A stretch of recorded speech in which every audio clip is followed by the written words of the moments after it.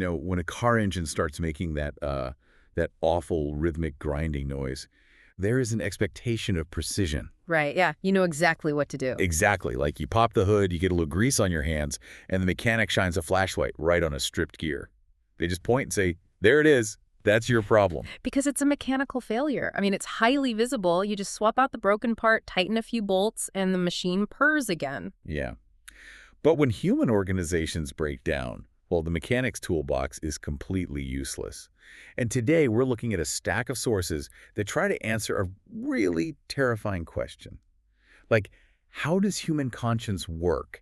And why does it completely evaporate the moment you put people into a massive bureaucracy? It is the absolute definition of systemic muddy waters. Our sources today tackle this from some wild angles. I mean, starting with an incredibly deep breakdown of Adam Smith's 1759 philosophical cornerstone, the theory of moral sentiments. And then they pair that historical perspective with a dense, fascinating contemporary correspondence between two thinkers who are desperately trying to apply the concept of conscience to the modern era. So our mission for this deep dive is to map this out. We're going to figure out what conscience actually is, why it fails at scale, and how we might save it in an age dominated by global superpowers and artificial intelligence. It's a huge undertaking. It really is. And I promise you listening, this isn't going to be a dusty lecture. We are bouncing from 18th century Scotland to the legendary Chinese Monkey King, all the way to the server farms running tomorrow's AI. So let's start right at the foundation. How does the individual human conscience even function? To answer that, we really have to look at Adam Smith. And what is so striking in the sources is that everyone knows Smith as the father of modern capitalism. Oh, sure. The wealth of nations, the invisible hand, free markets. Exactly. But Smith himself actually thought his true masterpiece was his earlier work on morality. Okay, let's unpack this, because he makes a really compelling argument that human morality doesn't just come from logic or strict rules. It arises naturally from our social interactions through what he called sympathy, which is basically the 18th century word for what we call empathy. Yeah, that's a great translation. But for Smith, sympathy isn't just, feeling sorry for someone. It is a highly active, imaginative process. How so? Well, because you and I can never directly feel someone else's pain or joy, right? Yeah. We have to use our imagination to put ourselves in their exact shoes. We look at their situation and conceive how we would feel if we were them. Oh, I see. And that imaginative leap is what leads to one of his most brilliant concepts, right? The impartial spectator. Yes, the impartial spectator is Smith's mechanism for how we bridge the gap between our natural biological selfishness and proper moral behavior. Right. He says we evaluate our own actions by imagining how a completely disinterested, objective stranger would view us if they knew all the facts. So it's basically like having a tiny, incredibly objective referee living in your head. Yeah, exactly. Like imagine you are typing out a really petty, angry email to a coworker. Right before you hit send, that little referee throws a penalty flag, forcing you to imagine someone you respect reading over your shoulder. It stops your selfishness from getting out of control. That is the perfect way to visualize it. It acts as an internal compass. And Smith argues that if you listen to that internal referee, it naturally cultivates 4 cardinal virtues. Okay, what are those? Well, there's justice, which he defines as the negative virtue of simply refraining from harming people. Prudence, which is taking care of yourself responsibly. Beneficence, which is actively doing good. And finally, self-command, which is the ability to control your own excessive passions. Here's the part that blew my mind in the reading. You always hear about Adam Smith's invisible hand used to justify greedy, unchecked capitalism. The idea that the market just magically sorts itself out. Right, that's the cliche. Yeah, but our sources point out that the invisible hand appeared here first in this book about morality. And if we connect that to the bigger picture, it changes everything about how we understand his economics. How so? Well, Smith recognized that a free market economy will actually tear itself apart unless the individuals inside it have a functioning internal compass.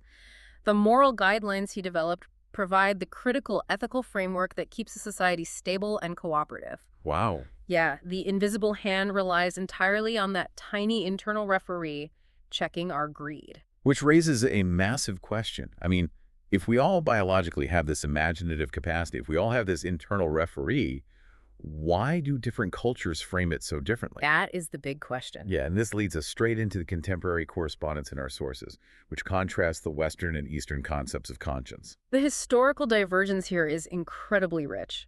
The sources argue that the West juridicalized conscience. Juridicalize, like turning it into a legal thing. Exactly. If you look at the Latin root, conscientia, you start to see it. In the Western tradition, conscience evolved into a courtroom. It was framed as an external law imposed from above, tied inextricably to a judge, a jury, guilt, obedience, and sin. Man, you feel like you're sweating on the witness stand of your own mind. That's exactly it. But the East took a completely different path. Driven notably by the Ming Dynasty thinker Wang Yangming, the East immanentized conscience. Meaning they made it internal. Right, through the concept of liangzi, which translates to innate knowing. In this philosophical framework, your conscience is not a courtroom where you stand trial. It is a clear mirror. A mirror. Yeah, you aren't fundamentally a guilty criminal. Rather, your innate moral knowing is just temporarily fogged up by selfish desire. Oh, like a bathroom mirror after a hot shower. You just need to wipe it clean to see clearly again. Yes, the focus is on restoration and clarity, not on punishment and guilt. Hang on, that feels a bit too absolute. I mean, we literally have the phrase, listen to your heart in the West. That is about as internal and innate as it gets. Didn't the West have any kind of mirror concept? That is a fantastic pushback, and the correspondence actually validates it. The West absolutely had the mirror. Really? Where? You see it in Socrates, who constantly talked about his daimonion, his guiding inner voice. You see it in the philosopher Spinoza. You even see it in the biblical book of Romans, chapter 2, which talks about people who have the moral law written in their hearts. The seed of the immanent mirror was always there in Western thought. So what happened to it? Like, why did the courtroom take over? The short answer is institutional power. Ah. The sources point out a very stark structural mechanism. Any authoritative order in the West, whether it was the pagan polis of Athens that forced Socrates to drink poison, or the institutions that hounded Spinoza, they historically punished anyone who relocated moral authority inward. Right, because if I say my moral authority comes from my own innate knowing, I don't need the external power structure. I become a threat to the tax collector and the priest. Exactly that. Institutions thrive on dependency. So, over centuries, the institutional authorities systematically buried the mirror under the architecture of the courtroom. So what does this all mean for how we actually learn morality today? I mean, if massive institutions historically crush the mirror, who is supposed to teach it to the next generation? Because our sources make a very strong, somewhat controversial point. The moral mirror is not being passed down in elite university lecture halls. Far from it. The text offers a really sharp critique of modern elite credentialism. It actually breaks down the word philosophy. One of the correspondents initially assumes it means love of life. I think a lot of people assume that. Yeah, but the other corrects him with the exact etymology. Philos means loving, and Sophia means wisdom. But they clarify that Sophia didn't mean cold, abstract knowledge or passing a written exam. It meant practical, lived, moral wisdom. So holding a PhD shouldn't just mean you are someone who produces dense academic papers that, like, 6 people read. It should literally mean you are a teacher of the love of lived wisdom. And the sources argue that what society actually needs right now is a doctor of conscience. A doctor of conscience. I love that. Yes, someone whose credential prioritizes the extension of innate knowing rather than just the hoarding of technical data. Because we've seen throughout history that the title of doctor doesn't guarantee a functioning moral mirror.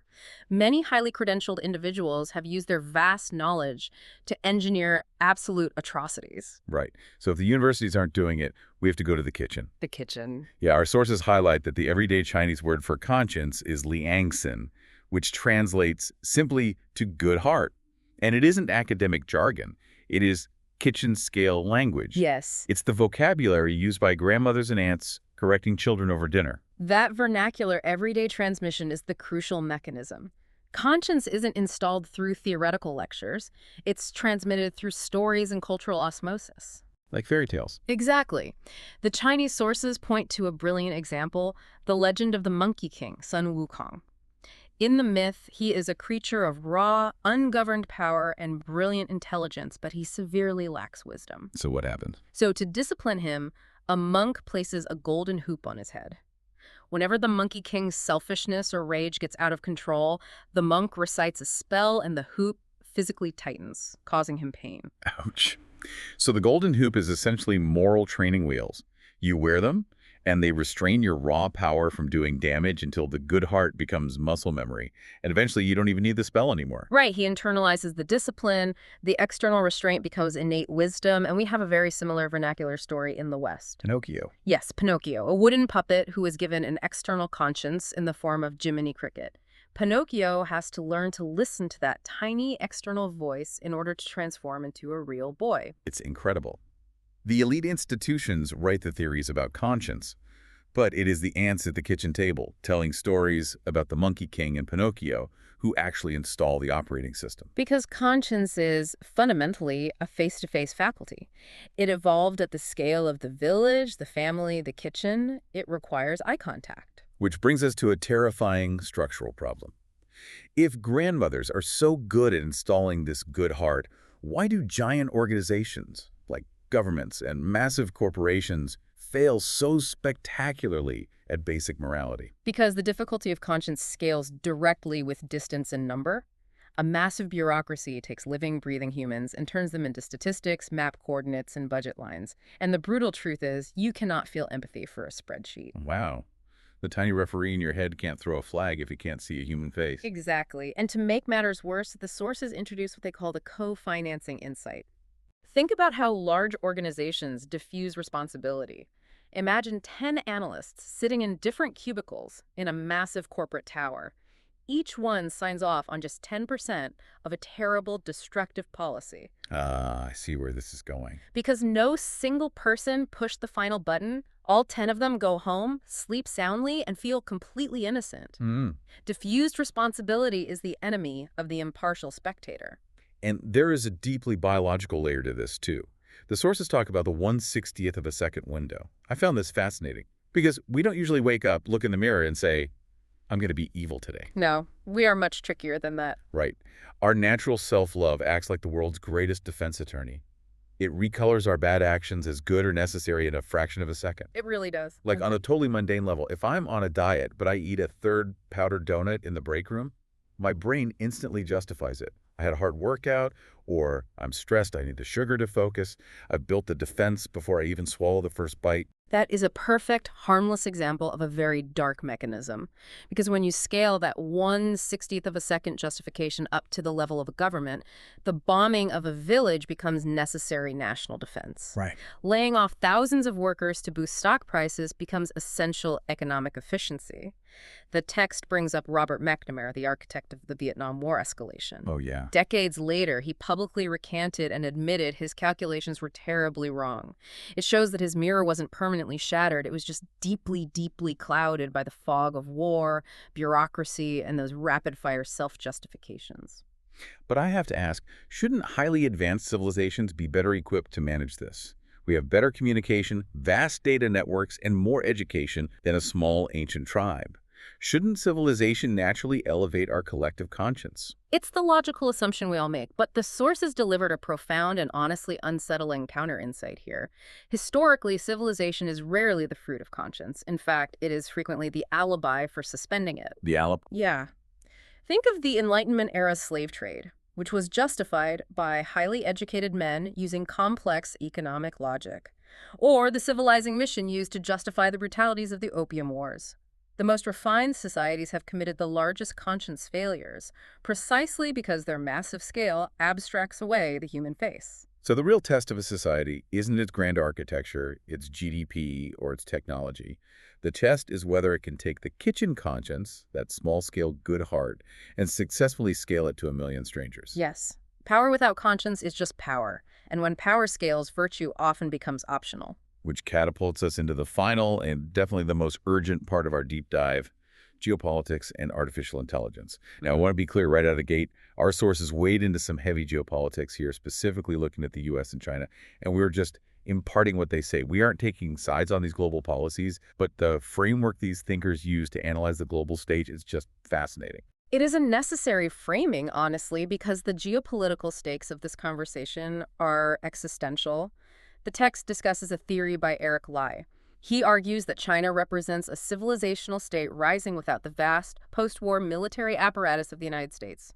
His argument is that its legitimacy rests on performance rather than procedural elections. But the correspondence pushes right back on that. They note that China just projects its power differently, like through economic dependency, infrastructure loans, and rare earth dominance, rather than aircraft carriers. The Exactly. text makes it very clear. The danger of power without conscience isn't an East or West problem. It is a universal human problem. And right now, global stability is largely maintained through deterrence, nuclear arsenals and mutually assured destruction. Yeah. But the sources frame deterrence as a tragic, temporary compromise. It is peace purchased through terror. It is conscience outsourced to mutual hostage-taking. Deterrence might act as a floor to prevent immediate destruction and buy us time, but it cannot be the final destination for a mature species. And we are running out of time, mainly because of the AI revolution. The sources introduce a framework called AIWI, that is Artificial Intelligence plus Wisdom Intelligence. Because ungoverned AI, just raw accelerating processing power, is basically the unhooped Monkey King. That is the perfect analogy. AI is maximum capability with zero internal governance, and there is a live, fierce debate right now about how to build it. Like, do we build a single global AI monoculture? What's the danger there? The danger is that it becomes a massive abstraction machine, trained heavily in one cultural grain, say Silicon Valley, but mistaking itself for the universal human default. Okay, but if we go the other way, if we just have isolated cultural spheres of AI, those spheres just harden into silos. It becomes a game of we have our AI's values, you have your AI's values, which just becomes another alibi for the powerful to escape accountability. This is why the sources propose a synthesized architecture. We need a universal conscience floor beneath pluralistic cultural spheres. A conscience floor. Yeah. This floor wouldn't be a specific Western dogma or an Eastern decree. It would be the recognition of the innate morality that already exists across all traditions. Oh, I see. You find it in the Islamic concept of fitra, the Christian Romans too, the Confucian force sprouts. Every major human tradition already believes in an innate, pre-conventional moral spark. But how do you actually do that? I mean, if we are trying to put the golden hoop on an AI whose values actually make up the hoop, like how do you code wisdom? The brilliance of the proposed solution is that wisdom isn't coded as a strict set of rules or a specific religious creed. Wisdom is coded as a method. A method. Yes, the sources call it the paradigma. Parademia. What is that? It translates to a structured pause. Wisdom isn't a dogma. It is a daily discipline of noticing. A discipline of noticing. Oh, wait, so we are talking about catching that 1/60th of a second window we talked about earlier. Yes, exactly. It is the programmed refusal to skip the looking. Hmm. If we want to apply the paradigma to AI, we don't just feed it a list of do's and don'ts. We program a mandatory structured pause. How would that actually work mechanically? Mechanically, it could look like an AI being forced to internally generate a devil's advocate prompt, like a worst-case scenario impact assessment on human life before it is allowed to execute a geopolitical calculation or a financial algorithm. So it's literally forcing the AI to consult an impartial spectator. Exactly. You build that pause into the architecture. You teach the system to notice its own algorithmic justifications before they cloud the mirror. You keep the dark intelligence hooped while allowing the wisdom to build. What a phenomenal roadmap. I mean, we started with Adam Smith's tiny internal referee, making sure we don't act like jerks. We crossed into the Eastern concept of the clear mirror and saw how institutional power buried it under the Western courtroom of guilt. We sat in the kitchen with the ants, teaching the Monkey King's golden hoop. We faced the grim fog of war reality that empathy breaks down when humans are turned into spreadsheet statistics. And finally, we looked at the quest to build a universal floor of wisdom, this structured, programmed pause to govern global superpowers and the rise of AI. It really demonstrates that the problem of conscience isn't just a fun philosophical puzzle for academics. It is the absolute core design challenge of the 21st century. I want you, listening right now, to think about your own day-to-day life. When you make a mistake or when you are evaluating your own actions, when do you use the courtroom to judge yourself, heavy with guilt? And when do you use the mirror, recognizing that your innate knowing is just temporarily clouded and needs to be wiped clean? And as you think about that, I want to leave you with one final thought to consider. Something that takes everything we've explored today and pushes it one step further. Let's hear it.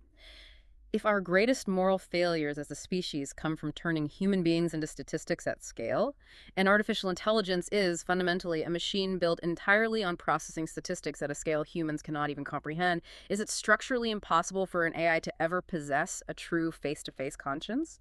Or will the rise of AI require us to invent an entirely new type of empathy? Wow, we are definitely going to need a bigger diagnostic toolbox. Yeah. Because right now the mechanic is stumped and the gears are absolutely still grinding. Thank you for joining us on this deep dive into the source material. We will catch you next time.